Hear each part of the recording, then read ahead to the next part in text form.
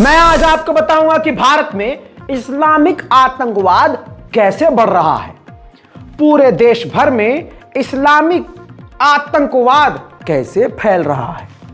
कुर्सी की पेटी बांधिए, कानों में से रुइयों को निकालिए और आइए मैं आज समझा देता हूं आपको सीधा और साफ और कोरा सच कि आखिर इस्लामिक आतंकवाद ने भारत में, अब फिलहाल आप देख रहे हैं बिहार में भी सुनाई दे रहा है कि इस्लामिक आतंकवाद फैल रहा है।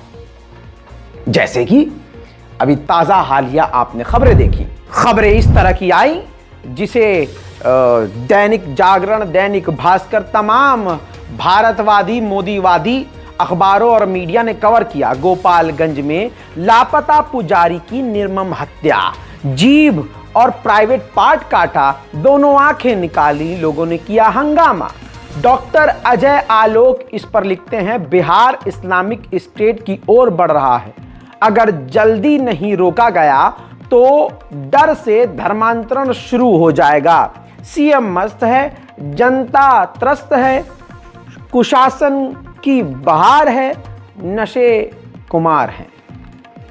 ठीक है दोस्तों, इसी तरह से शहजाद उस खबर को शेयर करते हुए और उस वीडियो को भी शेयर करते हैं जिसमें इन्होंने खूब जमकर जहर उगला है। लिखते हैं, नीतीश राज नहीं जंगल राज, बिहार के गोपालगंज में पुजारी की ISIS स्टाइल हत्या।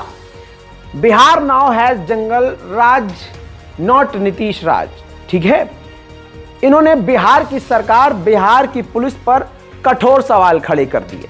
मेरे दोस्तों, इसके अलावा पूरे देश भर में जमकर अखबारों में इस तरह की खबर चली, जैसे कि हिंदू संगठनों से जुड़े हुए RSS वाले अखबारों ने खुल्लम खिल्ला इसको ISIS स्टेट घोषित कर दिया बिहार को, और बता दिया कि वहां पर किस तरह से आतंकवाद फैल रहा है और इस्लामिक आतंक पूरे देश भर में फैल रहा है। बीजेपी के नेताओं, बीजेपी के लोगों और देश को आग में झोंकने वाले लोगों ने, जैसे ये मिस्टर चिन्हा है, इसने भी शेयर किया, जी हां, कि हिंदू पुजारी को बुरी तरह से बिहार में मारा गया, आंखें निकाल ली गई, प्राइवेट पार्ट काट दिया गया, जबान काट दी गई और न जाने क्या क्या किया। जरा सोच के देखिए, अगर ये किसी मौलवी के साथ किया गया होता बीजेपी के स्टेट में तो क्या होता। जहां बीजेपी की सरकार होती वहां किसी मौलवी का कत्ल कर दिया जाता तो फिर क्या होता। ये इस्लामिक आतंकवाद तो है ही मेरे भाइयों। और ये कैसे हुआ, बिहार के इस मामले को पहले समझ लेते हैं। आइए कहानी बताता हूं। कहानी यह है कि नेहा नाम की एक लड़की, पंडित, जो पंडित जी जिनका नाम लिया जा रहा है, असल में वो पंडित नहीं, बमुताबिक पुलिस वो केयरटेकर था, बस हुलिया उसका पंडित था। तो नेहा के साथ उसका घपाघप वाला था, मतलब रिलेशनशिप था। तो रिलेशनशिप ऐसा था कि कुछ वक्त बाद, अब चाहे लड़की का मन भर गया हो चाहे लड़के का, होता ऐसा ही है, जिसका मन भर जाता है वो पीछे हटता है, फिर अगला आदमी बौखलाहट में उल्टी सीधी बातें करता है। पंडित जी ने भी वही गलती करी। पंडित ने नेहा को धमकाया कि हम तुम्हारी वीडियो वायरल कर देंगे, जो तुम्हारे साथ हमारी घपाघप वाली वीडियो है। जिसके बाद नेहा कुमारी काफ़ी ज़्यादा डर गई और नेहा कुमारी परेशान रहने लगी। नेहा ने अपने परिवार वालों को ये पूरा मामला बताया। परिवार वालों ने प्लान किया कि ठीक है, उसको बुलाओ। तो नेहा ने अपनी आंटी के घर जो है पंडित जी को बुलाया। पंडित जी उनके घर पहुँचे और घर वाले वहाँ पर मौजूद थे और धर लिया उनको। 2-3 दिन उनको मतलब एक जगह कैद रखा, उसके बाद मार कर फेंक दिया। और जिस तरह से मार कर फेंका आपको शुरुआत में बता दिया। अब मारने के तरीके को ही देखने के बाद हिंदूवादी आतंकवादी और तमाम दूसरे हिंदू संगठन और खासकर भारत जलाओ पार्टी यानी बीजेपी ने खुल्लम खुल्ला इस्लामिक आतंकवाद घोषित कर दिया, क्योंकि मामला भी बिहार का था और बिहार में बीजेपी नहीं है। ऐसे में भाई साहब ये सारे अखबार की कटिंग्स जो मैंने आपको शुरू में दिखा दिए, इन्होंने जमकर हिंदू मुसलमान किया और इस पर खूब जहर फैलाया। यानी इस्लामिक आतंकवाद नाम का कोई सीन ही नहीं है। बस क्योंकि बेरहमी से कत्ल किया तो ऑटोमेटिकली इसको बता दिया इस्लामिक आतंकवाद। अब असलियत क्या है, आपके सामने ये पुलिस का स्टेटमेंट है। ये दोनों पन्ने हैं, पहला पन्ना चाहिए, दूसरे पन्ने पे पहले दूसरे और तीसरे नंबर पर ध्यान दीजिए। पुलिस बताती है कि गिरफ्तारी में जो 3 लोग गिरफ्तार हुए हैं उसमें है नेहा कुमारी, पति सुभाष कुमार शाह, सुनीता देवी, पति रामेश्वर शाह, अमित कुमार, रमेश शाह और दानापुर थाना का रहने वाला व्यक्ति। अब अगर नेहा का आप ध्यान दे रहे हैं नाम, तो नेहा के साथ उसके पति का भी नाम है, पति सुभाष कुमार शाह।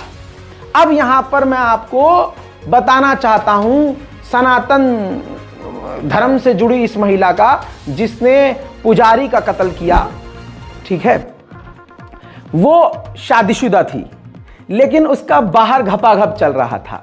आप देख रहे हैं कितना संस्कारी माहौल था भाई साहब, और शादीशुदा औरत होने के बावजूद वो किसी और लौंडे के साथ आ गई।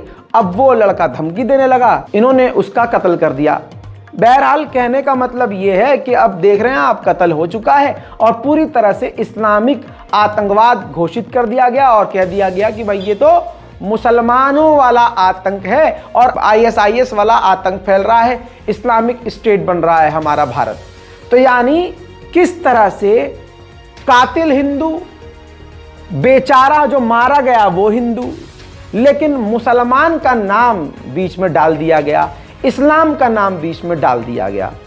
आज पूरे भारत में यही चल रहा है और अभी से नहीं, 2014 से मुसलमानों के खिलाफ इसी तरह से दहशत और नफरत फैलाई गई है। असल में क्या हो रहा है, हिंदुओं को मुसलमानों के खिलाफ नफरत में डुबा दिया गया। अब संसद में जो विपक्ष के लोग हैं उनको पूरी तरह से संसद से बाहर किया जा रहा है। क्यों? ताकि उल्टे सीधे कानून बिना किसी की असहमति से पास हो सके। आपकी स्क्रीन पर कांग्रेस के नेता का बयान सुन लीजिए।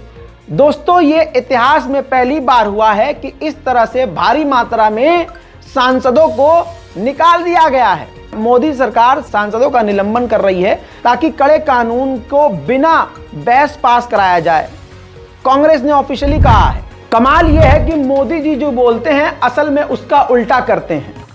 जी हां, झूठ बोलो, जब भी मुंह खोलो झूठ बोलो, झूठ बोलो, झूठ बोलो। अपनी ही बातों पर वो खुद अमल नहीं करते। जैसे वो खुद कह रहे थे, एक बार सुनिए। लोकतंत्र में आलोचना का बहुत महत्व मैं मानता हूं और मैं हमेशा मानता हूं कि भारत जो कि मदर ऑफ डेमोक्रेसी है, सदियों से हमारे यहां लोकतंत्र हमारी रगों में पनपा हुआ है और इसलिए मैं हमेशा मानता हूं कि आलोचना एक प्रकार से लोकतंत्र की मजबूती के लिए, लोकतंत्र के संवर्धन के लिए, लोकतंत्र के स्पिरिट के लिए आलोचना एक शुद्धि यज्ञ है। आलोचना होना जरूरी है, ये खुद कहते थे, हैं? और आज कोई इनकी आलोचना कर देता है तो सांसद अगर कोई भी हो, एक साथ दर्जनों सांसदों को निकाल दिया जाता है। देखिए, इसी बीच एक बड़ी खबर सामने आ रही है। लोकसभा से आज 49 सांसद निलंबित किए गए हैं। पहले 92 किए गए थे और अब 49 सांसद और निलंबित किए गए हैं। देखिए, बड़ी खबर सामने आई है। लोकसभा से आज 49 सांसद निलंबित किए गए हैं। इससे पहले 92 सांसदों को निलंबित किया जा चुका है, जिसको लेकर विपक्ष लगातार हंगामा कर रहा था और आज भी लोकसभा से 49 सांसद निलंबित किए गए हैं। देखिए, इनमें जो नाम सामने आए हैं, 49 सांसदों में डिंपल यादव हैं, मनीष तिवारी हैं। अभी फिलहाल ये 2 नाम सामने आए हैं, लेकिन सुन लिया दोस्तों, 49 सांसदों को एक साथ निकाल दिया। टोटल लगभग कहा जा रहा है जो पहले भी निकाले जा चुके हैं, तो लगभग आधे से ज्यादा सांसदों को निकाल दिया गया है। बचे कुचे अब भाजपा के हैं। अब जो मन में आएगा वो होगा और संसद को पूरी तरह से मजाक बना दिया गया है। मुझे तो यह लगता है कि कुछ दिन बाद अडानी की मीटिंग संसद भवन के अंदर होगी और विपक्ष के सारे बाहर कर दिए जाएंगे। यह सारा खेल कब से शुरू हुआ है, इस तस्वीर से देख लीजिए। इस तस्वीर में आरएसएस के चड्डे और शर्ट में जो नजर आ रहा है, ये वही आदमी है जिसने सैकड़ों सांसदों को चुन चुन कर सस्पेंड कर दिया। लोकतंत्र को ऐसे हाथों में दे दिया है कि आज पूरी तरह से देश बर्बाद हो गया है। कमाल यह है कि गाली देने वाले अंदर हैं और सवाल पूछने वाले बाहर हैं। गाली देने वाले अंदर, सवाल पूछने वाले बाहर। गाली देने वाले अंदर, सवाल पूछने वाले बाहर। गाली देने वाले अंदर, सवाल पूछने वाले बाहर। गाली देने वाले अंदर, सवाल पूछने वाले बाहर। गाली देने वाले अंदर, सवाल पूछने वाले बाहर। आप समझ रहे हैं देश किस तरफ जा चुका है? देश गड्ढे में जा नहीं रहा, देश गड्ढे में जा चुका है। मुसलमानों को पूरे सरकारी तौर पर बदनाम किया जा रहा है। इसमें देश के तमाम अखबार, तमाम मीडिया आउटलेट्स पूरी तरह से बड़ी मेहनत से काम कर रहे हैं। एग्जाम्पल के तौर पर न्यूज़ 24 को देख लीजिए।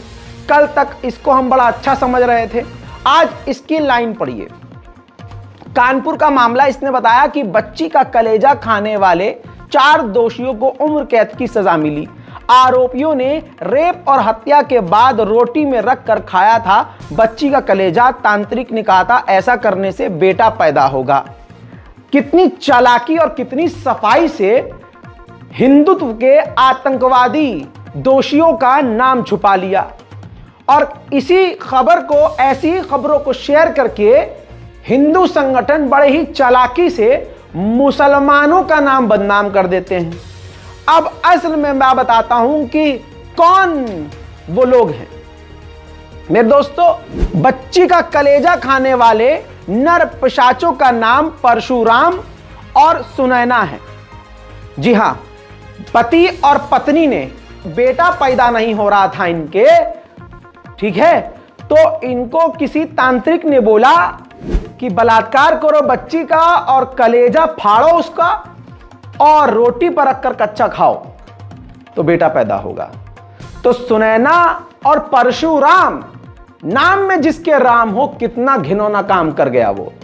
इसीलिए बड़ी चालाकी से नाम को छुपा लिया गया क्योंकि वो हिंदू थे। नफरत कितनी भी फैला लीजिए, इसका रिजल्ट बुराई होगा। फॉर एग्जाम्पल, अभी एक खबर आई थी कि उत्तर प्रदेश से ऐलान किया गया है कि मस्जिदों और मज़ारों के माइक उतारे जाएं। हिंदू लोग बड़े खुश हुए, अल्लाह तालियां बजाने लगे। अरे मजा आ गया, मजा आए। मुल्ले की चूड़ी टाइट हो गई। चूड़ी टाइट तो भाई साहब तुम्हारी भी हो गई। कैसे? इस वीडियो को देखिए ध्यान से। वीडियो में गाना लगा हुआ है, इसलिए कॉपीराइट के चक्कर में अलग से नहीं दिखा सकता हूं। ये जो सागर कुमार सुवर दर्शन का पत्रकार है, उसका पूरा स्क्रीनशॉट आपको दिखा रहा हूं। इसने ये वीडियो शेयर किया है और लिखा है, दिक्कत यही है बस बीजेपी के साथ बैलेंस करने वाली आदत की। अरे मस्जिद से उतरवाओ, लाउड स्पीकर उतरवाना है तो मंदिर से क्यों उतरवा रहे हो? है ना कमाल की बात। मतलब सुअरों के झुंड को ये चाहिए कि ध्वनि प्रदूषण सिर्फ मुल्ले फैला रहे हैं, मंदिर से नहीं। लेकिन इन सुबह सुबह बासी मुंह रोटी पर गू लगा के खाने वाले को क्या पता कि देश तुम्हारे बाप के हाथ में भले ही है, लेकिन तुम्हारे बाप के हाथ में कानून नहीं है। भले ही कानून से खिलवाड़ कर लेता है, लेकिन संविधान से ऊपर नहीं है। इनको लगता है मुल्लों के लिए कानून अलग है और हमारे लिए कुछ अलग है। चलिए, अब मंदिरों से भी लाउड स्पीकर खींचे जा रहे हैं। इसीलिए मरहूम राहत इंदौरी साहब कह गए थे, लगेगी आग तो आएंगे घर कई इज्जत में। इस रिपोर्ट को देखने वाला मेरा हिंदू भाई, मेरा मुस्लिम भाई, मेरा सिख भाई, मेरा ईसाई भाई इस बात को याद कर ले, क्राइम करने वाले का धर्म बुरा नहीं होता। जो क्रिमिनल होता है उसका मजहब बुरा नहीं होता। बस खेल यह है कि ये जो सरकार आई है, इसने क्राइम करने वाले के मजहब को आगे रखना सिखाया है। और कमाल यह है कि जब क्राइम करने वाला उनका हो तो नाम छुपाना सिखाया है। कोई भी मजहब बुरा नहीं होता, इंसान बुरा होता है।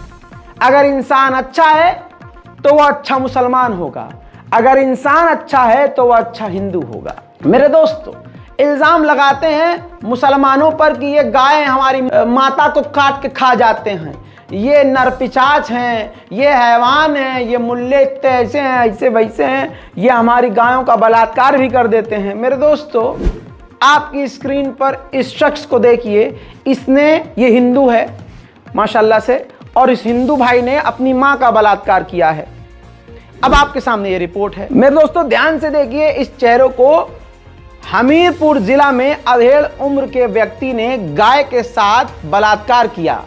कमाल की बात यह है कि इस खबर को पूरी तरह से हिंदू और हिंदूवादियों ने छुपाया, लेकिन इस बंदे का नाम है राकेश कुमार, जिसको 3 दिन के लिए कस्टडी में भेजा गया है, रिमांड पर भेजा गया है। ठीक इसी तरह से दोस्तों, ये अपनी मां का बलात्कार करते हैं, लेकिन ये अपनी मां का बलात्कार कर सकते हैं, खबरों को छुपा लिया जाता है। यही कांड कोई गंदा मुस्लिम नाम का व्यक्ति कर दे तो वो सीधा बात इस्लाम पर आ जाती है। तो इस प्रकार से दोस्तों, भारत में ISIS, दाइश का आतंकवाद, इस्लामिक आतंकवाद ऐसे फर्जी दिखाकर, फर्जी फैलाकर मुसलमानों को बदनाम किया जाता है। उम्मीद करता हूं इस रिपोर्ट को ज़्यादा से ज़्यादा शेयर करें। दोस्तों, जैसा कि आप लोगों ने देखा होगा इस वीडियो के अंदर कि हमेशा से मुसलमानों के खिलाफ ही बोला जाता है। कोई भी मज़हब उठता है तो वो मुसलमानों के खिलाफ बोल देता है। कोई भी हिंदू परस्त उठता है या कोई भी ऐसा मज़हब हो जो इस्लाम को पसंद नहीं करता, वो इस्लाम के ख़िलाफ़ उठ जाता है। क्यों इस्लाम के ख़िलाफ़ उठते हैं ऐसे, और क्यों, वजहात क्या है इसके अंदर? इसके अंदर वजह यह है कि हमारे नबी पाक सल्लल्लाहु अलैहि वसल्लम ने हमें ईमानदारी के साथ, दयानदारी के साथ और उसने सलूक के साथ रहना पसंद किया है, ना कि किसी ऐसे मज़हब के बारे में हम चालें चलें कि उनके बारे में चाल चल के हम उनको गर्क करने की कोशिश करें। अल्लाह ताला की ज़ात इस चीज़ को बड़ा नापसंद करती है। अल्लाह ताला की ज़ात खुद हदायत देने वाली है। सिर्फ ये हदायत देना भी इस्लाम के अंदर इतना ही कहा गया है कि उनको इस चीज़ की दावत दी जाए, लेकिन वो लोग क्या करते हैं, वो लोग ज़बरदस्ती करते हैं, और इस्लाम के अंदर ज़बरदस्ती को मना फरमाया गया है। जब ज़बरदस्ती को मना फरमाया गया है तो इस वजह से वो लोग ज़बरदस्ती करते हैं और जुल्म करते हैं। कोई भी आप दुनिया के अंदर देख लें, कोई भी मज़हब है वो सिर्फ इस्लाम को मिटाने के लिए खड़ा है। हालांकि देख लें कि यहूदी है या सिख है या जो भी है, ये मज़हब है, ये एक दूसरे के साथ बड़ा तावन करते हैं, लेकिन एक ही मज़हब के पीछे पड़े हुए हैं। वो क्या है, वो कौन सा मज़हब है? वो इस्लाम है, और इस्लाम के पीछे सारे पड़े हुए हैं मुसलमानों के पीछे। अल्लाह ताला की ज़ात इनको हदायत दे। हम तो यही दुआ कर सकते हैं, इससे ज़्यादा कुछ दुआ नहीं कर सकते कि इनको हदायत मिल जाए। लेकिन वो क्या है कि अल्लाह पाक ने कुरान पाक में ये फरमाया है कि हमने काफरों के दिलों के ऊपर मोहर लगा दी है, ना उनके कान सुन सकते हैं। तो अल्लाह ताला की ज़ात हम पे अपना रहम फरमाए और हमें इन जैसे यहूदियों का मुकाबला करने की तौफीक अता फरमाए। इस वीडियो को पूरा देखें, इस चैनल को सब्सक्राइब कर लें। बहुत सारी न्यूज़ इसके ऊपर आती रहती हैं और बहुत सारे वीडियोस इस चैनल के ऊपर आती रहती हैं। इस चैनल को अपने पास सेव कर लें, सब्सक्राइब कर लें। मेरा नाम मोहम्मद अदील है। इजाज़त दीजिएगा। अल्लाह हाफिज़।